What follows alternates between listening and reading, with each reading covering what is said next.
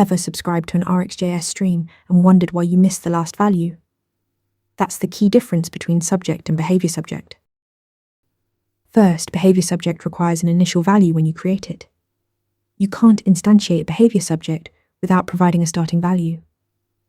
This ensures there's always a current value available. Here's where it gets interesting.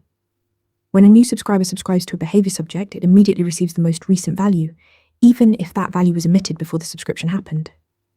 This is called replaying the current value, and it's incredibly useful for state management. In contrast, a regular subject only emits values to subscribers after they've subscribed. If you subscribe late, you won't get any previous values. The subject has no memory of past emissions, it's fire and forget. Behavior subject also gives you synchronous access to the current value through the getValue method or the value property. This lets you read the current state immediately without subscribing. So when would you use this? Behavior subject shines in state management scenarios like tracking the current logged-in user theme settings or any shared state that components need immediately when they load. Remember, behavior subject stores and replays the current value, making it perfect for state that needs to be available instantly. Practice this concept and you'll ace your Angular interviews. Ready to practice for your next interview? Interview Mentor lets you answer real questions just like this one.